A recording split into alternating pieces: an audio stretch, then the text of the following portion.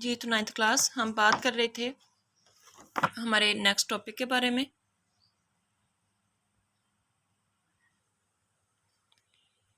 Next topic था हमारा cell wall. तो सेल वॉल में बच्चे हमने पढ़ा था कि सेल वॉल के अगर हम स्ट्रक्चर के बारे में बात करते हैं तो हमारे पास सेल वॉल कंसिस्ट होती है टू वॉल्स पे, जिसमें प्राइमरी वॉल और सेकेंडरी वॉल इंक्लूडेड है। प्राइमरी वॉल और सेकेंडरी वॉल की जब हम सेल वॉल की स्टडी कर रहे हैं तो इसके स्ट्रक्चर को अगर देखें तो हमारे पास सबसे पहले आएगी प्राइमरी वॉल, जो कि आउटर साइड पे प्रेजेंट है। कोई भी एक सेल है, इसको जब हम ऑब्जर्व कर रहे हैं तो सेल मेम्ब्रेन के बाद यानी जो लेयर साइटोप्लाज्म को कवर किए हुए है वो है सेल मेम्ब्रेन। उसके बाद जो हमारे पास नेक्स्ट वॉल आ रही है उसको हमने नाम दिया था सेल वॉल का। तो सेल वॉल मजीद कंसिस्ट करती है प्राइमरी वॉल और सेकेंडरी वॉल पे। प्राइमरी वॉल क्या है बच्चे, जो सेल वॉल में सबसे आउटर लेयर होगी उसको हम प्राइमरी वॉल का नाम देंगे, जो कि किसी हद तक सॉफ्ट है। उसके बाद सेकेंडरी वॉल की बात करेंगे जो कि इनर साइड पे प्रेजेंट होती है। प्राइमरी वॉल से इनर साइड पे प्रेजेंट होगी सेकेंडरी वॉल और वो होती है थिक।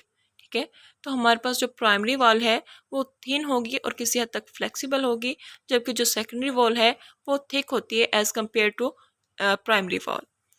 इसके बाद बच्चे नेक्स्ट हम मूव करेंगे तो बात करते हैं प्लाज्मोडेस्मेटा के बारे में। प्लाज्मोडेस्मेटा क्या है कि हमारे पास जो एक एडजेसेंट सेल्स होते हैं किसी भी एक प्लांट सेल की अगर हम बात करें तो टू एडजेसेंट सेल्स के अंदर कुछ किस सुराख पाए जाते हैं, पोर्स पाए जाते हैं, जिनके ज़रिए से एक सेल का साइटोप्लाज्म दूसरे सेल के साइटोप्लाज्म के साथ कनेक्ट कर रहा होता है। प्लांट सेल में बात करें या फिर सेल वॉल अगर प्रेजेंट है हमारे पास फंजाई में या एल्गी में, तो उसमें क्या होता है कि एक सेल का जो साइटोप्लाज्म है वो कनेक्ट कर रहा होता है अपने साथ वाले नेबरिंग सेल के साइटोप्लाज्म के साथ। ठीक है, तो उस चीज़ को हमने क्या नाम दिया है, उन पोर्स को, उन सुराख को हमने नाम दिया है प्लाज्मोडेस्मेटा का।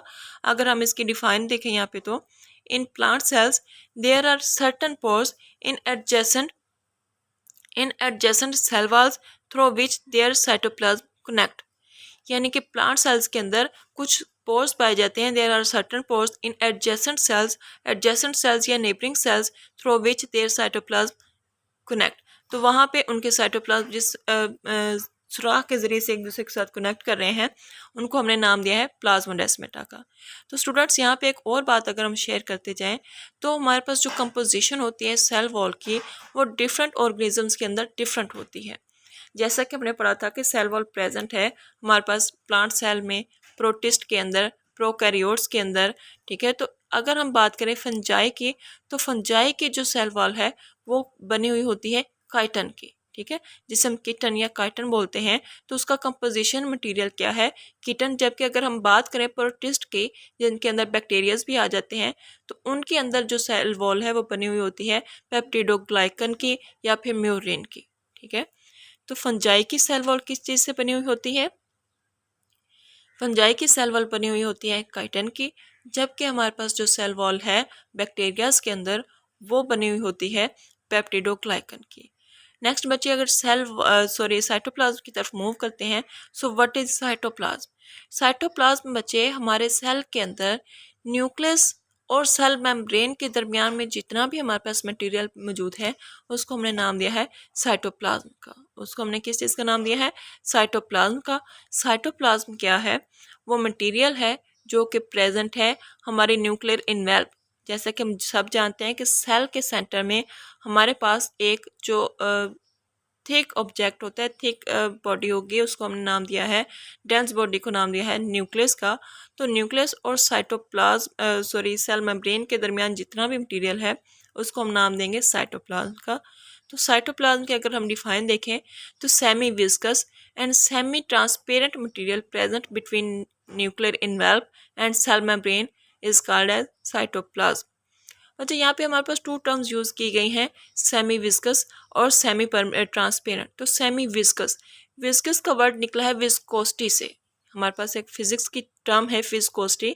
तो विस्कस यानी कि गाढ़ा, सेमी विस्कस नीम गाढ़ा, कि ऐसा मटेरियल जो कि ना तो बहुत ज़्यादा थिक है और ना ही बहुत ज़्यादा थिन है बल्कि इन बिटवीन है, जिसे हम नीम गाढ़ा कह सकते हैं।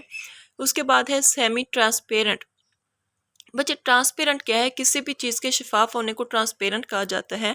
तो सेमी ट्रांसपेरेंट यानी कि नीम शफाफ, ना ही तो बिल्कुल इतना क्लियर है कि हम उससे किसी भी चीज़ के पार देख सकते हैं, ना ही बिल्कुल ऐसा कि उसमें से कुछ नज़र ही ना आए, ना ही इतना ब्लाइंड है कि उसमें से कुछ भी हमें ना दिख सके। ठीक है, तो ये चीज़ बचे कि साइटोप्लाज्म हमारे पास सेमी विस्कस भी है, सेमी ट्रांसपेरेंट भी है, और ये हमारे यहाँ पे न्यूक्लियर इनवेल्व और प्लाज्मा मेम्ब्रेन के दरमियान में पाया जाता है। अगर हम बात करें कंपोजिशन की, तो जो ये साइटोप्लाज्म हमने यहाँ पे पढ़ा है, साइटोप्लाज्म की कंपोजिशन क्या है, ये किन चीज़ों से मिलकर बना होता है, किन चीज़ों पे कंसिस्ट करता है। तो कंपोजिशन की बात करते हुए हम पढ़ेंगे कि यहाँ पे ऑर्गेनिक केमिकल्स भी प्रेजेंट होते हैं और इनऑर्गेनिक केमिकल्स भी प्रेजेंट होते हैं। ठीक है, तो हमारे पास क्या चीज़ें प्रेजेंट हैं सेल वॉल साइटोप्लाज्म के अंदर, वो हैं organic chemicals. Organic chemicals for example proteins and lipids. और उसके बाद अगर इनऑर्गेनिक केमिकल्स की बात की जाए तो हमारे पास इनऑर्गेनिक साल्ट्स प्रेजेंट होते हैं इसके साइटोप्लाज्म के अंदर। नेक्स्ट बच्चे, अगर इसके फंक्शंस की बात की जाए कि साइटोप्लाज्म एक सेल के अंदर क्या फंक्शंस परफॉर्म करता है, तो सबसे पहले तो ये बच्चे कि ये हमें साइट प्रोवाइड करता है डिफरेंट केमिकल रिएक्शंस के लिए। हमारी बॉडी के अंदर, हमारे सेल के अंदर जो डिफरेंट केमिकल रिएक्शंस हो रहे हैं, जिसमें फूड की ब्रेक डाउन हो रही है, सेल के लिए एटीपी की प्रोडक्शन हो रही है, इसके अलावा जो क्रोमोसोम्स के लिए जो प्रोटीन्स की सिंथेसिस हो रही है हमारे सेल साइकिल के लिए, वो सारे प्रोसेस बच्चे जो क्या हैं केमिकल रिएक्शंस हैं। और केमिकल रिएक्शंस कहाँ पे हो रहे हैं, किस जगह पे हैं, वो साइट प्रोवाइड कर रही है। वो कौन सी जगह है, वो जगह है साइटोप्लाज्म। तो सेल का जो साइटोप्लाज्म है वहाँ पे ये सारे जो फंक्शंस परफॉर्म किए जा रहे हैं। उसके बाद है मेटाबॉलिज्म।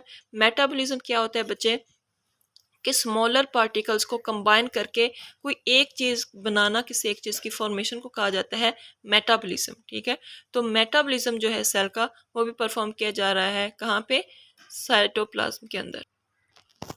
ये तो स्टूडेंट्स, ये था आज का हमारा टॉपिक सेल वॉल। सेल के वॉल के बारे में आप उम्मीद है सब समझ आ चुकी होगी। तो बच्चे इसमें हमारे पास जो इम्पोर्टेंट टर्म्स हैं, इम्पोर्टेंट क्वेश्चंस है, वो क्या है बच्चे, इसमें हमारे पास जो हमने स्टार्टिंग में अपना टॉपिक एक पढ़ा है ए सेलुलर पार्टिकल्स, उनके बारे में पूछा जा सकता है कि ए सेलुलर पार्टिकल्स कौन से होते हैं। फिर उसके बाद आपसे पूछा जा सकता है कि हमारे पास सेल वॉल क्या है, सेल वॉल की टाइप्स बताएं, यानी कि इसके स्ट्रक्चर के बारे में बात करें जो हमने पढ़ा है अभी कि प्राइमरी वॉल और सेकेंडरी वॉल। हमसे ये भी पूछा जा सकता है कि प्राइमरी और सेकेंडरी वॉल के अंदर डिफ्रेंशिएट करें। फिर ये कहा जा सकता है कि सेल वॉल किन ऑर्गेनिजम्स के अंदर प्रेजेंट होती है। फंजाई की सेल वॉल की कंपोजिशन क्या है, या फिर बैक्टीरियाज की जो कि हमारे पास प्रोकैरियोट्स में आ रहे हैं, उनकी कंपोजिशन क्या है सेल वॉल की, जो कि हमने अभी डिस्कस की। प्लाज्मोडेस्माटा के बारे में पूछा जा सकता है। साइटोप्लाज्म की डिफाइन भी पूछी जा सकती है, इसकी कंपोजिशन, इसके डिफरेंट फंक्शंस के बारे में पूछा जा सकता है। तो ये हमारा टॉपिक हमारे ऑब्जेक्टिव पॉइंट ऑफ व्यू से देखें तो भी बहुत इंपॉर्टेंट है। इसमें हमारे पास जो टर्म्स हैं, डिफरेंट टर्म्स हैं, आपसे पूछी जा सकती हैं, और सब्जेक्टिव पॉइंट ऑफ व्यू से भी ये टॉपिक इंपॉर्टेंट है। उम्मीद है आप सब लोग इसे अच्छे से तैयार करेंगे, और तैयार करने के बाद इसको राइट डाउन भी करेंगे अपनी नोटबुक्स पे। और इसी के साथ हमारा जो आज का एच वर्क है वो है प्लाज्मोडेस्माटा। तो प्लाज्मोडेस्माटा के बारे में आप राइट करेंगे कि व्हाट इज़ प्लाज्मोडेस्माटा। तो आज का टॉपिक हमारा क्लोज होता है बच्चे। इंशाल्लाह कल मिलेंगे एक न्यू टॉपिक के साथ। फी अमानिल्लाह।